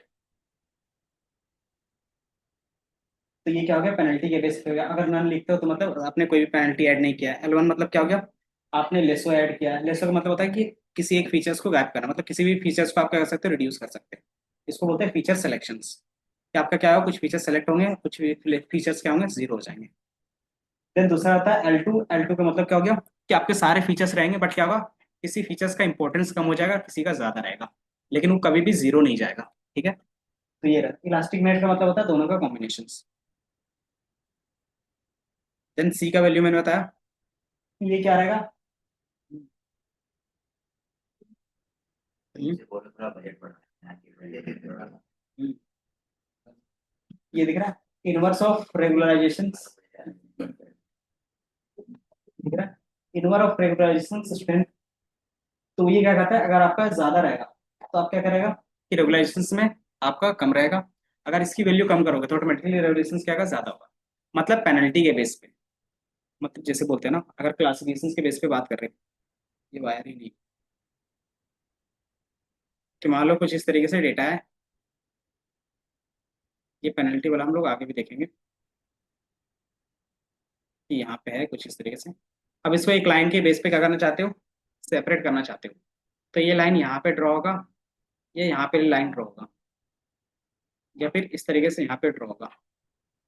बता सकते हो, तीन लाइन मैंने किया, एक, दो और ये तीन। तो कहाँ पे होना चाहिए? क्यों? वो ट्रीट कर रहा है, प्रॉपर ट्रीट कर रहा है। प्रॉपर सेपरेट कर रहा है, लेकिन आपको लगता है कि इसके बेस पे ये वैल्यू कहाँ पे आना चाहिए, इधर आना चाहिए, इधर जाना चाहिए। हो सकता था कि एक दो आउटलायर्स भी हो। आउटलायर का मतलब क्या होता है कि एक्चुअल में हमारे पास वो रेंज एक्स्ट्रा ऑर्डिनरी बोलते हैं ना, कि हमारे पास इतने सारे स्टूडेंट हैं, किसी एक स्टूडेंट का क्या लग गया, हाई पैकेज लग गया 20-30 लाख। तो क्या बोलते हो आप, इम्पॉसिबल। कि हाँ होता है, लेकिन बहुत कम चांस होता है, रेयर पे, है ना। तो हो सकता है ये रेयर वाला चांस हो, वो रेयर वाला चांस हो, है ना। तो हम क्या करेंगे, उसको नेग्लेक्ट करके चलेंगे, कि हम किसको मान के चलेंगे, एवरेज वाले के केस को मान के चलेंगे, है ना। तो वो चीज रहता है। तो आप क्या करते हो, ये जो बीच वाला लाइन है उसके बेस पे, तो ये कितना स्ट्रॉन्ग लाइन क्रिएट करेगा वो डिसाइड कर सकते हो आप सी के थ्रू। ठीक है। आगे जाके हम लोग एसबीएम में भी देखेंगे किस तरीके से ये पूरा काम करता है। ठीक है। उसमें भी सी का कॉन्सेप्ट रहेगा। सी का जो रेंज रहेगा वो क्या रहेगा, आप चाहो जितना चाहो उतना रख सकते हो अपने हिसाब से सी की वैल्यू। लेकिन जो यूनिवर्सल होता है वो वन होता है, और इसका जो भी वैल्यूज होता है वो टेंस के मल्टीप्लीकेशन में ही रखते हैं। या तो वन रखेंगे, 10 रखेंगे, 100 रखेंगे, 1000 रखेंगे, या फिर -1 पॉइंट रखेंगे। तो इस तरीके से क्या करते हो, रखते हो। तो टेंस के मल्टीप्लीकेशन में ही सी की वैल्यू ज्यादातर रखते हैं। ठीक है। हाँ, चला गया। हाँ, सिग्नल। आ रहा था, जा रहा, इसीलिए भी इस क्लासरूम में क्लास ली है।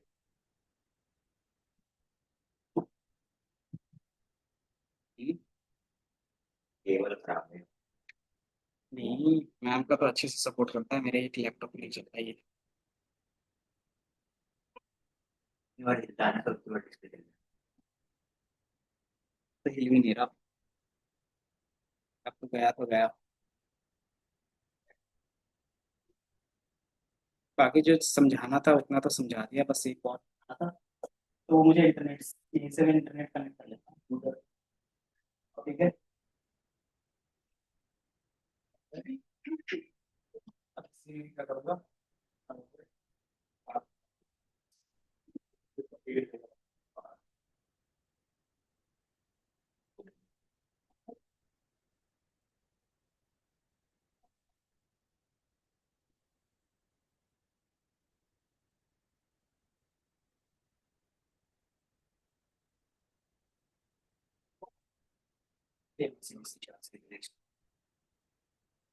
सेम चीज यहाँ पे भी ओपन होगा,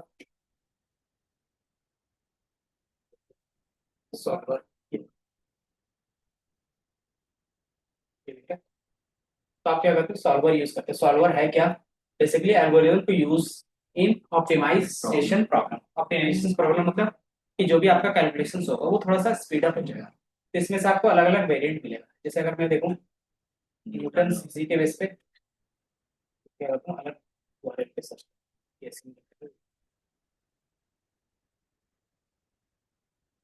कॉपी,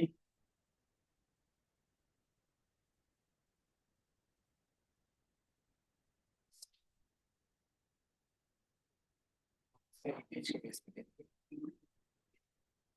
तो ये बेसिकली क्या करता है कि आपके कैलकुलेशंस पे स्पीड करेगा। कैसे करेगा, तो इसके कुछ ना कुछ स्टेप्स लिखे हैं कि वो क्या कहता है, बिहाइंड द सीन्स कैलकुलेशंस के लिए ये स्टेप फॉलो करेगा। अगर ये स्टेप फॉलो करेगा तो इसके बेस पे इस तरीके से कैलकुलेशंस होगा, तो इसमें कम टाइम लगेगा। तो ये चीज क्या रहता है, हर एक एल्गोरिथम में डिफाइन है। ठीक है। अंदर डिफॉल्ट जो हमारे पास रहता है वो हमारे पास कहता है LBFGS रहता है। ठीक है। अगर आप क्या कर रहे हो, किसको कब यूज करना है वो दिया हुआ है यहाँ पर। अगर स्मॉल डेटा सेट है तो कौन सा यूज कर लोगे, लिव लिनियर का यूज कर लो। क्यों, क्योंकि ये कैलकुलेशन फास्ट करता है और क्या है, बेटर है। अगर आपके पास क्या है, लार्ज डेटा सेट है, तो कौन सा यूज कर लोगे, सैग यूज कर लोगे या फिर सागा यूज कर। देन अगर क्या है, multi class classification problem. Multi class का मतलब क्या हो गया, किस पे? बहुत सारे क्लास तो किस पे? तो बड़े क्लास होकर क्या कहते हैं, जो कैटेगरीज होंगी हमारे जो हमारे पास लेवल था, लेवल। लेवल में क्या होगा कि दो से ज्यादा, जैसे इसमें क्या है कि इसमें होगा फ्रॉड है या नहीं, है ना। अगर उसमें क्या रहता कि फ्रॉड है नहीं है या फिर पेंडिंग में, ये तीन चीजें रहती तो क्या रहता, मल्टी क्लास हो जाता। तो वो क्या करते हैं हम लोग, लिव लिनियर को छोड़ के बाकी कोई भी यूज कर सकते हैं। तो ये क्या है आपको यहाँ पे दिया हुआ है। क्यों? क्योंकि लिव लिनियर क्या करता है, ओनली हैंडल बाइनरी क्लास। तो ये चीज आप क्या करते हो यहाँ पे यूज करते हो, तो सबके बारे में यहाँ पे दिया हुआ है। एंड देन अगर आप लिव लिनियर यूज करते हो तो डिफॉल्ट वैल्यू क्या रहता है उसमें, L2 यूज होता है और नन यूज होता है। और ये क्या मल्टीनोमियल क्या करता है, दिखाता है, तो ये बोल सकता है लिव लिनियर यूज करता है, सॉरी LBFC। देन बाकी चीजें क्या है, सिर्फ इसको छोड़ के लिव लिनियर क्या करता है, मल्टीनोमियल मल्टी क्लासिफिकेशन को नहीं सपोर्ट। ठीक है, तो ये चीज हमारे पास रहता है। तो ये ऑप्शंस आपको क्या करना है, थोड़ा सा याद रखना है। अब इसके कोड के बेस पे जाएंगे। अब इसका कोड कहाँ पे मिलेगा, अगर एक्चुअल में जो कोड किया हुआ है सोर्स में क्लिक करोगे तो इसका सोर्स कोड मिल जाएगा। सोर्स मतलब स्क्रैच से जो पूरा कोडिंग हुआ हुआ इसका, जो आप क्या करते हो यहाँ पे ऑब्जेक्ट बना के तुरंत कॉल कर लेते हो ना वैल्यू डाल के, कि उसका वैल्यू कैसे बन रहा है, कैसे सारी चीजें वो ही है। ठीक है, और आपको ये कोड करने की जरूरत नहीं पड़ती, ये प्री डिफाइंड रहता है। क्या क्या बोल रहे हैं बताओ। ये लिख रहा है लॉजिक से लॉजिक, क्या था लॉजिक तुम्हारा? नाम कैसे करता है सारा क्यों होता, तो यहाँ पे पूरा एक्सप्लेनेशन के साथ आता है कि इंटरवल क्या होगा, सी की वैल्यू, सी की वैल्यू कहाँ से कहाँ तक जा सकता है, तो एनी रियल नंबर हो सकता है, जीरो से कहीं तक भी जा सकता है। तो इस तरीके से आपके पास क्या है, पूरा स्क्रैच से कोड किया हुआ है। अगर आपको कोई बोले कि स्क्रैच से कोड कर पाओगे, बताओ। स्क्रैच से तो बेसिक लेवल पे हम लोग कोड कर सकते हैं, लीनियर रिग्रेशंस और सिग्मॉइड का फंक्शंस लगा देंगे तो भी काम करेगा ये। बट क्या है कि वो ऑप्टिमाइज वर्जन नहीं होगा। ऑप्टिमाइज का मतलब क्या होगा कि आप जो बना रहे हो उसमें कैलकुलेशंस में हो सकता है कि 5 10 15 सेकंड लग जाए, और इसको आप यूज करोगे तो अगर आपका प्रोसेस नॉर्मल है और डेटा नॉर्मल है तो within a second answer आ जाता है। समझे? तो डिफरेंस क्या है कि यहाँ पे सारी चीजें ऑप्टिमाइज वे पे लिखा हुआ है। ठीक है, ये किसका काम रहता है, फुल स्टैक वालों होगा। हाँ, जो लॉजिक लिखते हैं, जिसको मैथमेटिकल नॉलेज अच्छा होता है और जो क्या करते हैं पूरा लॉजिक कोड में अच्छे से लिख सकते हैं, वो उसका काम रहता है। ठीक है, जिसको बोलते हैं ना कि 20 लाख का 40 लाख का 1 करोड़ का पैकेज लग गया, तो उनका काम रहता है ये सारा। ये बोलते हैं ना गूगल में चले गए बैकएंड टीम में, तो बैकएंड टीम में आप इसी तरीके से कोडिंग करते हैं, आपका लाइब्रेरी मेंटेन करने का काम रहता है। ठीक है, कि किसको और कैसे ऑप्टिमाइज किया जाए। ठीक है, तो उसमें जो बोलते हैं ना कि कोडिंग आपके ना के बराबर लगता है, लेकिन आपका कंप्यूटेशन मतलब लॉजिक कैसे बनता है वो आपके पास होना चाहिए। तो इसीलिए जिसका मैथ बैकग्राउंड रहता है ना उसी को ज्यादातर ये सारे चांसेस मिलते हैं, क्योंकि मैथ्स में क्या होता है कि सारी चीज ऑप्टिमाइज कर सकते हो। तो बाकी ये सारा चीज था, तो इतना कोड, ये कोड मैंने शेयर किया है, एक बार मैं फिर से शेयर कर दे रहा हूँ। बाकी इसमें एक एक चीज अभी समझा देंगे। ठीक है,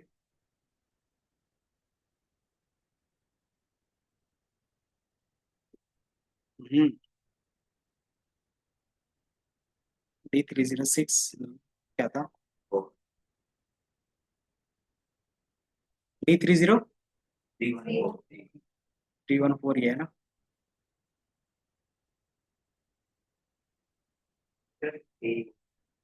छुट्टी, अभी कोड कौन करेगा, कल करोगे, वही रहता है, कल करने की बजाय छोड़ देते हैं फिर 2 क्लास हो जाओगे।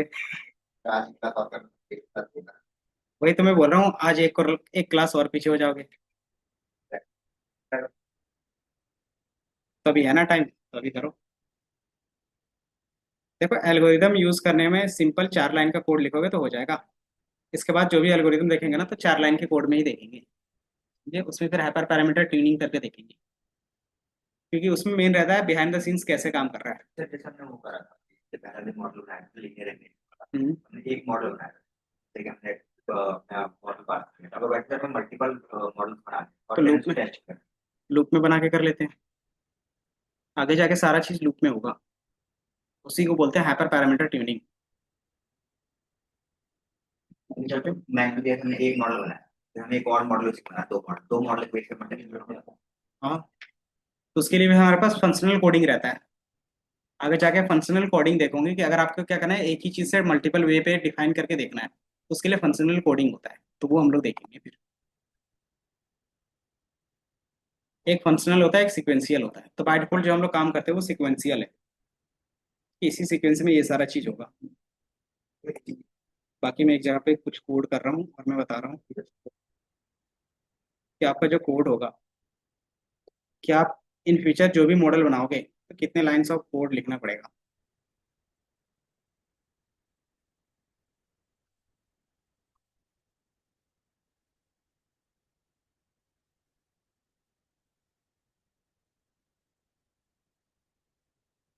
देन ये हमारा हो गया, बस ये दिख रहा है। तो ये जो 4 लाइन हमने लिखा है, तो ये कनेक्ट ही नहीं है, हम लोग ये तो बोल नहीं रहे हो। और मैं सोच रहा हूँ कनेक्ट है, इसलिए मैं कोड दिखा रहा हूँ। पहले लिख देंगे उसके बाद।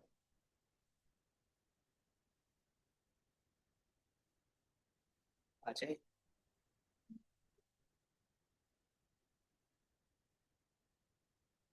देखिए,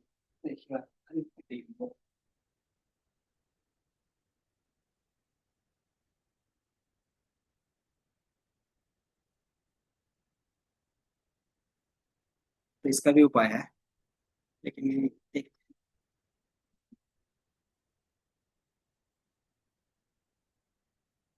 यूआरएल सॉर्ट।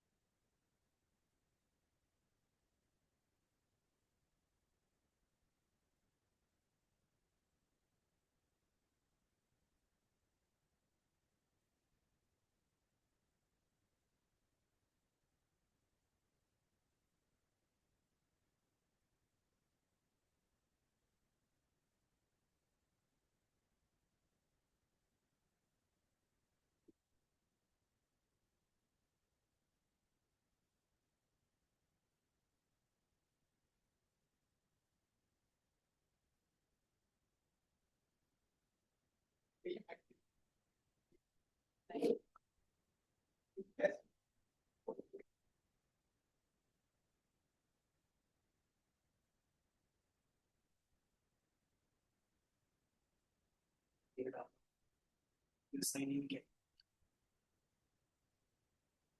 कॉलेज बिना साइन इन के नहीं चलता।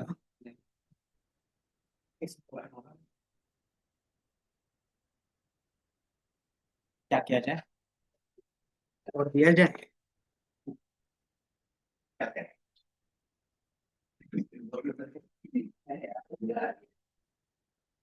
क्यों, मैथ बोरिंग हो गया? नहीं, इस टाइम पर छोड़ना। तो भाई इधर अगर बोली, है, अगर बोली अगर आपको नींद आती है, चलो आ गया। 1 घंटे बाद से नींद आना शुरू हो जाए, 1 घंटे तक इफेक्टिव रहता है। एमएल में थोड़ा सा मैथ्स तो रहता ही है। ये दिख रहा है, यहाँ पे मैंने जो 4 लाइन का कोड लिखा है, इसी में आपका रहता है मॉडल डिसाइड रहता है कि कौन सा मॉडल यूज कर रहे हो बस। यहाँ पे आपने मॉडल चेंज किया, ऑटोमेटिकली क्या होगा कि दूसरा मॉडल लग जाएगा। यहाँ पे जो लॉजिस्टिक लिखा है उसके जगह पे लीनियर कर दोगे तो ये लीनियर मॉडल की तरह ट्रीट होगा। इसी इसी की जगह पे डिसीजन कर दोगे तो डिसीजन ट्री की तरह हो जाएगा। इसी को अगर आप क्या कहते हैं एसवीएम लिख दोगे तो एसवीएम की तरह हो जाएगा। बस इतना ही क्या होता है, हमें चेंज करना पड़ता है। तो टेस्ट है हमारा, ट्रेंड है, टेस्ट के साथ में सारे ए सेम है। To Z same. अब इसमें क्या रहता है, पैरामीटर्स, वो चीज आप चेंज करते हैं। जैसे इसमें क्या था, इसमें पेनल्टी था, सी था, देन आपका सॉल्वर था, 3 अलग अलग पैरामीटर थे। तो हर एक क्या बोलते हैं एल्गोरिदम्स के या फिर बोलते हैं मॉडल के अलग अलग पैरामीटर्स होंगे, उसमें आप काम करते हो बस। समझे? मॉडल ट्रेन करने के लिए इतना काफी होता है कि आपने क्या किया, ट्रेन टेस्ट स्प्लिट किया डेटा लोड करने के बाद, देन क्या किया, पाइपलाइन बना के फिट कर दिया, हमारा मॉडल ट्रेन हो गया। एंड देन इसके बाद अगर आपको प्रिडिक्शंस करना है, तो प्रिडिक्शंस के लिए हमारे पास क्या है कि पाइप डॉट प्रिडिक्शंस, ये लिखते हो तो आपका प्रिडिक्शंस के बेस पे आ जाता है।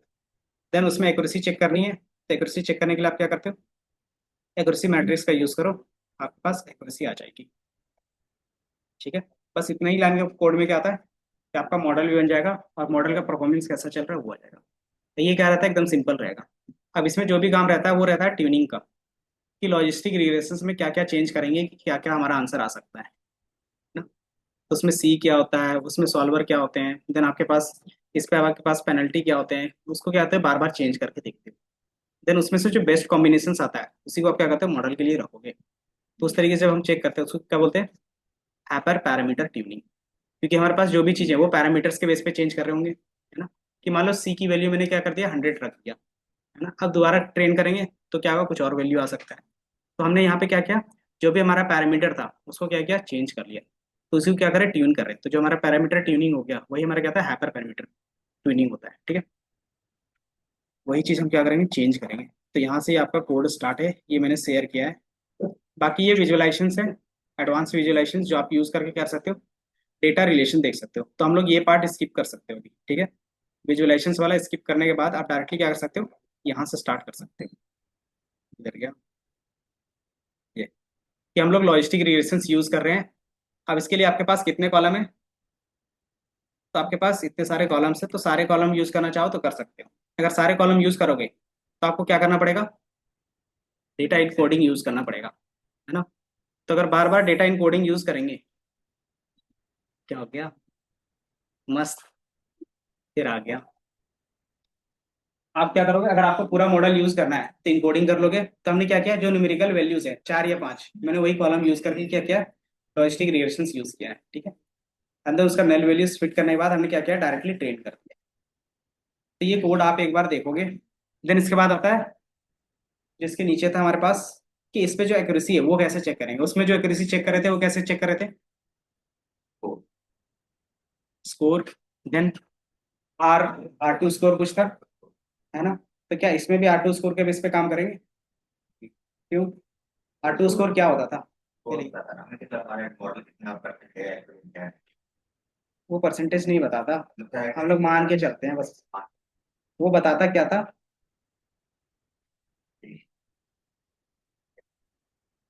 वो तो हम लोग बोल रहे हो ना, लेकिन एक्चुअली में क्या होता था उसमें, कैलकुलेट वेरिएंस, वेरिएंस। कि बेसिकली आपका जो डेटा है वो कितने वेरिएंस को कवर कर पा रहा है। तो हमने बोला कि 80% जो डेटा वेरी कर रहा था उसको ये कवर कर पा रहा है, तो वही हम लोग वहां पे दिखाते थे। ठीक है, जैसे उसका वेरिएंस है 0.5, मतलब यानी को 5 वेरिएंस को कवर करता कि हाँ मतलब अगर 10 डेटा है, 10 में से 5 को वो कवर कर पा रहा है, 95 को नहीं कवर कर, समझे। मतलब 5 डेटा का जो वेरी हो रहा था उसको वो कवर कर पा रहा है, और किसी को नहीं कर पा रहा। अगर मैंने बोला 0. ये बोला फिर 0.8, मतलब 80% डेटा उसमें कवर होगा। कि जो भी उसका वेरिएंस होगा उसमें से 80% जो हमने लाइन ड्रॉ किया है वो कवर कर पा रहा है, समझे। तो हमने क्या देखा था वहां पे, वेरिएंस, वेरिएंस कैसे निकलता है, है। उसके बेस पे निकलता था, और plus Y minus Y predictor के बेस पे निकलता था, है ना। जो डिफरेंस रहता था उसके बेस पे। बट यहाँ पे क्या रहेगा, प्रोबेबिलिटी के बेस पे रहेगा, है ना। तो वो चीज़ नहीं चलेगा। तो सिंपली हम क्या करते हैं कि कितना ट्रू था वो डिवाइडेड बाय टोटल, ये होता है। कि मैंने बोला कि आप बताओ अब कल आना है या नहीं आना, तो कितने लोग हाँ बोलेंगे, कितने लोग ना बोलेंगे। उसमें से क्या है, कुछ लोग ऐसे भी बोलेंगे ना बोल के आ जाते हैं, या फिर हाँ बोल के नहीं आते हैं, है ना। तो वो टोटल जो एक्चुअल आंसर है उसको डिवाइडेड बाय जो भी क्लास का स्ट्रेंथ रहता है वही बोलते हैं, कि पूरे क्लास का क्या है परसेंटेज, कि 50% है कि आएंगे और 50% चांस है नहीं आएंगे, बोल देते। तो वही चीज हमारा क्या होता है, एक्यूरेसी होता है, कि actual answer divided by total. तो वो चीज हम लोग यहाँ पे भी कैलकुलेट। इसके अलावा हमारे पास क्या रहता है, कुछ और केस रहते हैं, तो वो केस फिर नेक्स्ट क्लास में डिस्कस करेंगे, ठीक है। बट एक बार दिखा देंगे जरूर। तरीके वाले में देखता हूँ।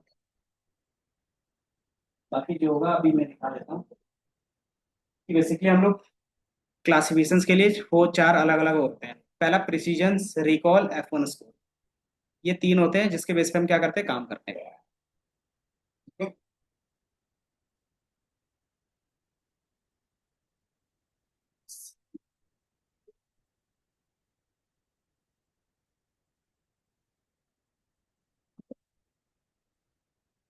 ठीक है, पूरा का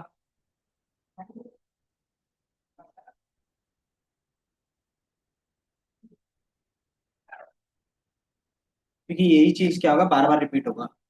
जो रिग्रेशंस के लिए देखा वो रिग्रेशंस के लिए बार बार रिपीट होगा, जो क्लासिफिकेशन के लिए देखेंगे वो क्लासिफिकेशन के लिए बार बार रिपीट होगा। तो क्लासिफिकेशन,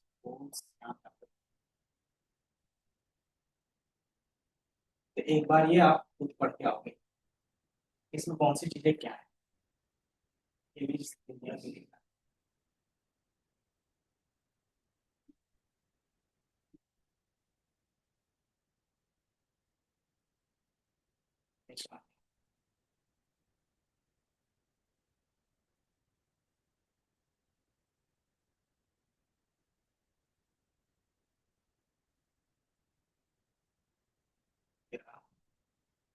जब भी आप प्रिडिक्शंस करोगे तो उसके बेस पे एक्यूरेसी आएगा, प्रिसीजन आएगा, रिकॉल आएगा, और हमारे पास वन स्कोर आएंगे।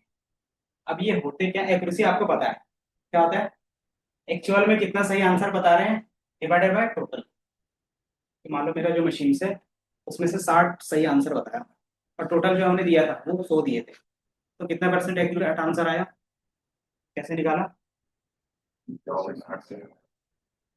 जिस तरीके से आप बताते हैं उसी तरीके से यहाँ पे भी कैलकुलेट होता है कि जितना वो बता रहे हैं वही हमारा क्या है, परसेंटेज होगा। अब इसके अलावा प्रिसीजन और रिकॉल क्या आते हैं, रेफरेंस और क्या आते हैं, एक बार देख के आओगे। ठीक है, एक बार देखोगे फिर हम यहाँ पे बता देंगे। ठीक है, बाकी अगर जिनको कोड करना है तो बैठ के कोड कर सकते हो। नींद आ गई, यही होता है जब इंटरेस्ट नहीं होगा। टाइमिंग चेंज कर नहीं आएगी फिर। टाइमिंग, टाइमिंग क्या सुबह बुला ले 8 बजे आए तब बोलेगा तू अभी तो कम से कम नींद में जा रहा हूँ तो मैं तो नींद में ही रहूंगा। नहीं, अभी तो ये है कि कम से कम 1 घंटा तो नींद में नहीं हूँ, मैं पूरे घंटे नींद में रहूंगा। और क्या।